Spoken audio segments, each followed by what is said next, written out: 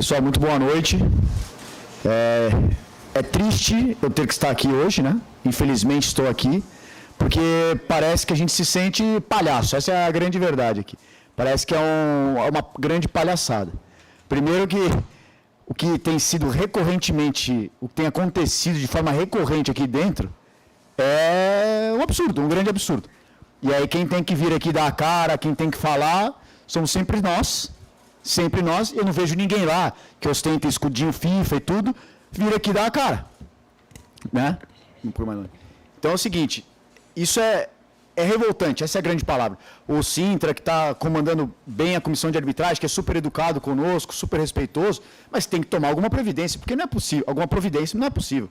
Realmente, o que acontece aqui a gente começa a suspeitar de outras coisas, na verdade.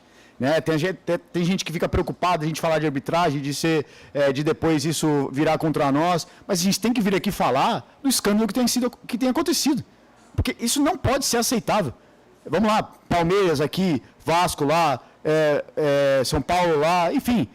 Hoje, a questão do pênalti, sabe o que nos foi falado aqui no intervalo? Que foi sem querer, do cartão vermelho, que foi sem querer, a análise no VAR pegou acima do tornozelo, que é o indicativo de expulsão, que já foi falado 200 vezes para nós nas reuniões de arbitragem, pegou sim acima do tornozelo, é um pisão, e não, foi sem querer. Essa é a justificativa para nós? Por que não vem aqui falar que foi sem querer? Senta aqui nessa mesa e fala, foi sem querer, por isso que eu não dei. Então assim, e olha só que coincidência, quem era para ter tomado o cartão vermelho sofre o pênalti aqui, que também é super duvidoso, porque no campo, a leitura labial, eu dei a falta no Pablo, ou se o quarto árbitro deu a falta no Pablo. No mínimo discutível, se deveria ir para o VAR. Então, enfim, é revoltante estar aqui, ninguém gosta de estar aqui reclamando, falando, tendo que dar justificativas depois de uma partida bem disputada, é verdade, mas que a gente, de novo, é prejudicada. Parece que tem coisa contra o esporte. Não querem que o esporte faça todo o projeto que está sendo feito. Essa é a sensação, honestamente, essa é a minha visão. Que venham depois falar, mas olha só, vamos olhar aqui na câmera, no lance devagar, que encostou, Para mim, parece que tem coisa aí. Essa é a revolta, essa é a necessidade de estar aqui sentado e, infelizmente, dar a cara nesse momento. Nós temos que dar a cara sim, porque nós representamos 4 milhões de torcedores. 4 milhões de torcedores estão fazendo uma baita de uma festa aqui dentro. Na chuva, tinha quase 15 mil pessoas aqui dentro. Então tem que sim bater palma, mas a gente não pode ficar de forma recorrente, sendo tratado dessa maneira, correto? Acho que esse é o meu grande ponto, esse é o meu grande desabafo, e a gente espera que alguém apareça para dar a cara, fale, porque é muito fácil vir aqui fazer o que fez, e dar 3 jogos e está lá apitando de novo, certo? Então, enfim, esse é o meu desabafo, se vocês tiverem algo a perguntar, também estou aqui. Coletiva iniciada. Henrico, Tiago, Daniel, boa noite para vocês. Como é que a gente pode fazer, até para não atropelar, direcionar uma pergunta para você, Henrico, e outra para o Daniel? Pode ser? Para a gente organizar dessa maneira? Quer que você me deixe? Ou um ou outro? Tá. Então tá bom. Já que o Henrico deu o pronunciamento, eu vou fazer uma pergunta para você, Daniel. A respeito do que a gente viu nos últimos jogos. A gente viu o Sport contra o Corinthians, que fez uma excelente partida, venceu e convenceu, aquela coisa toda aqui na Ilha do Retiro. Contra o Fortaleza, você mesmo disse que o Sport fez uma partida aquém, o Sport não foi bem contra o Fortaleza.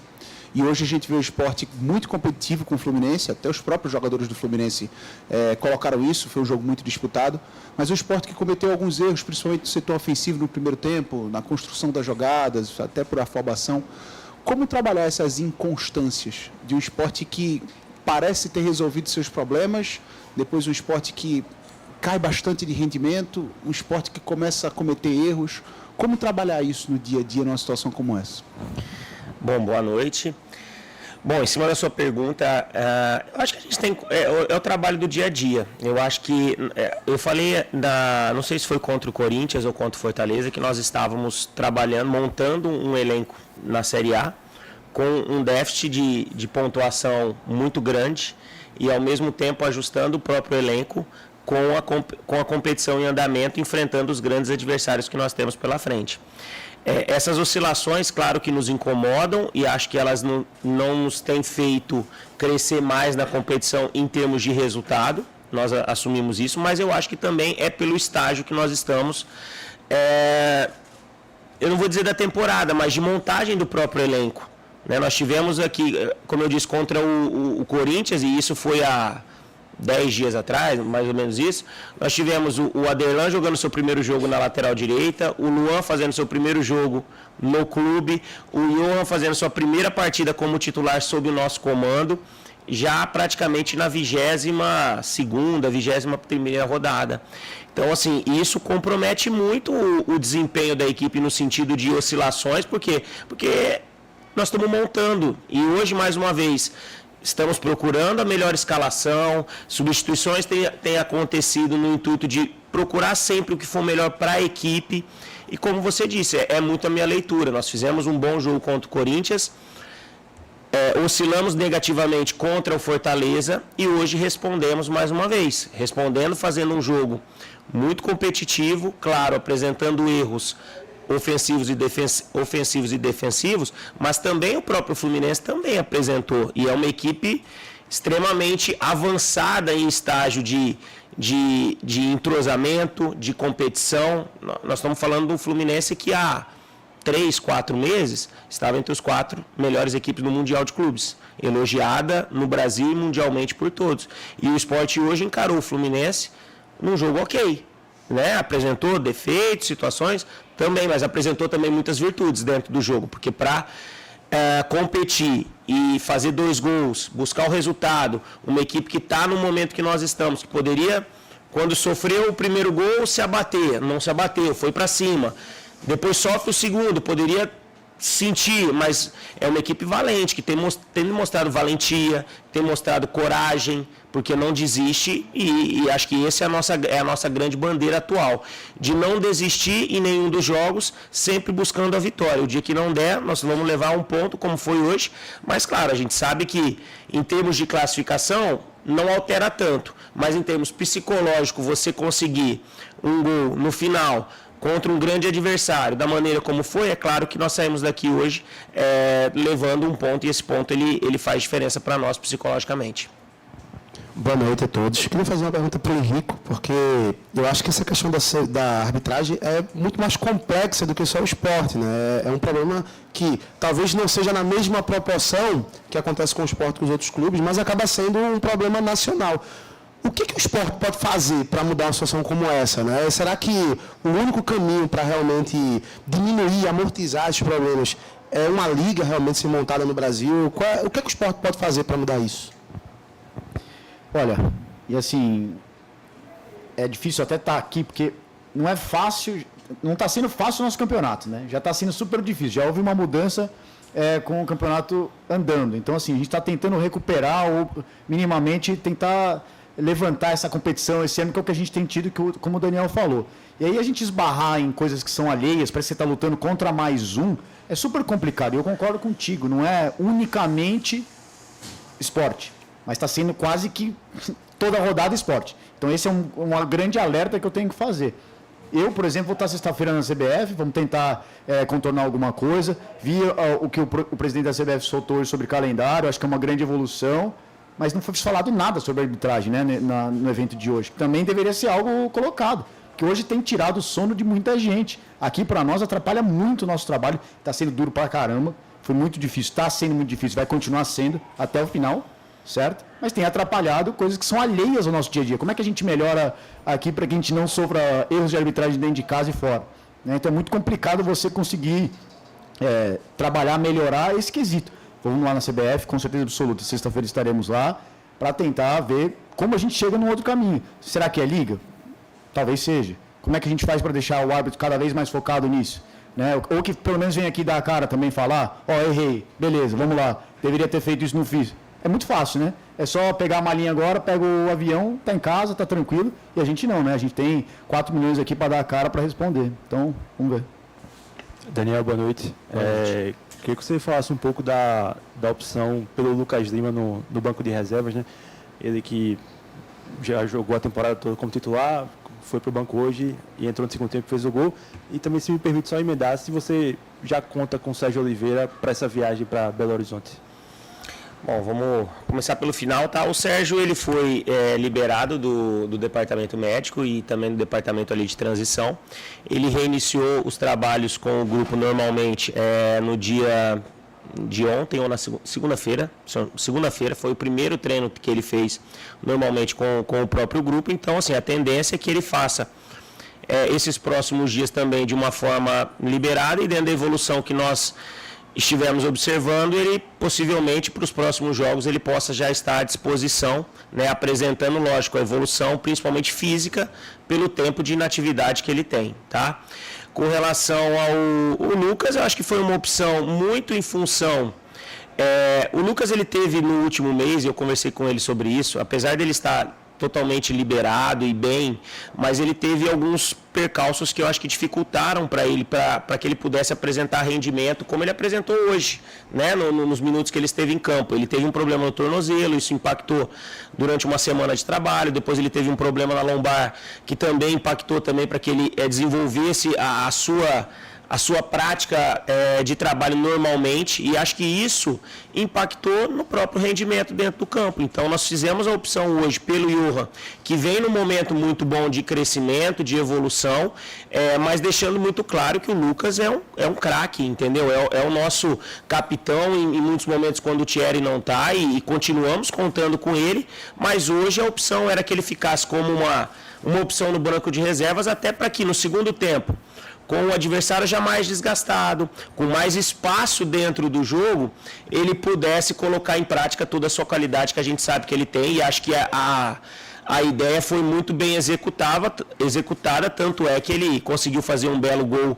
junto ali numa jogada com o Johan, e depois até criou outras situações também de perigo que fizeram com que a equipe crescesse no segundo tempo na busca pelo empate. Daniel, boa noite. Hoje você não contou com o Derek, né? E desde que você chegou, você vem mudando praticamente todos os setores da equipe, do gol ao ataque. Mas geralmente quando você perde o Derek, né? Acho que é a segunda vez por suspensão, você tem um problema dos centroavantes, né? O Colo Ramírez, na minha opinião, não entrou bem. Você acionou o Pablo no segundo tempo, também não foi tão bem.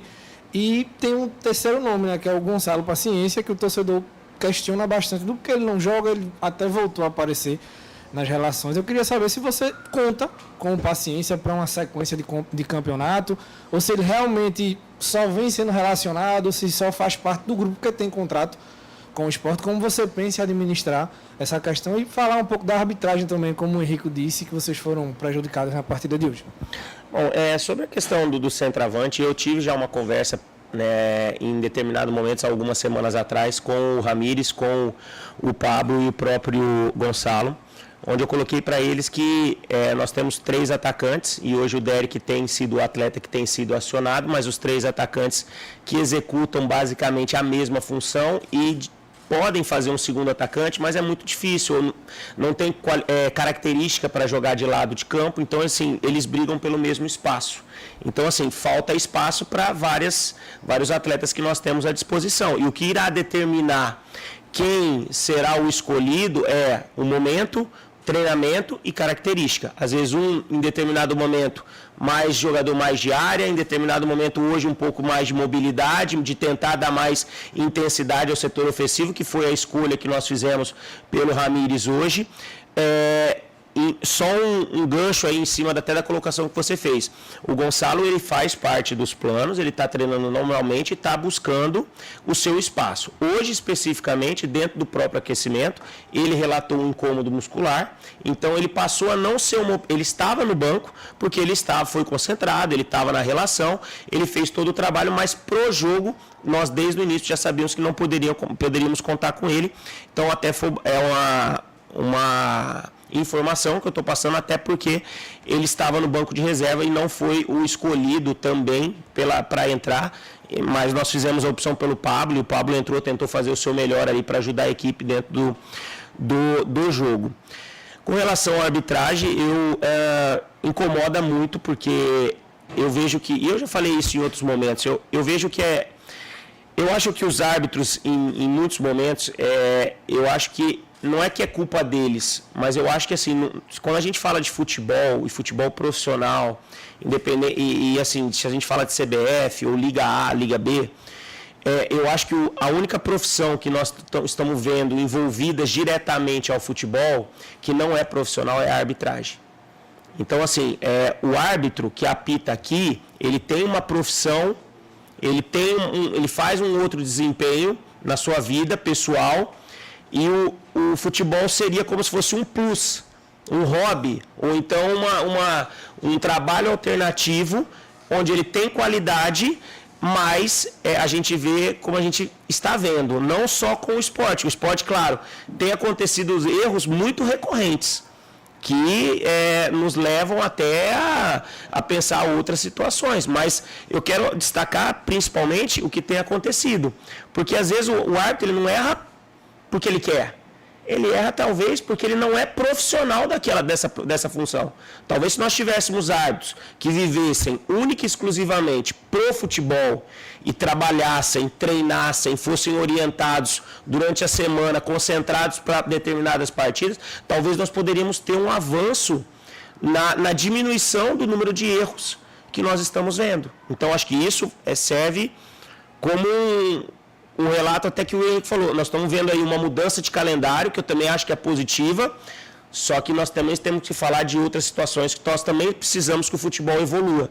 Não só em calendário, não só em liga, não só em clube, não só em atleta, não só em treinador. Nós também temos que falar de arbitragem. E eu acho que, às vezes, o árbitro está precisando de ajuda.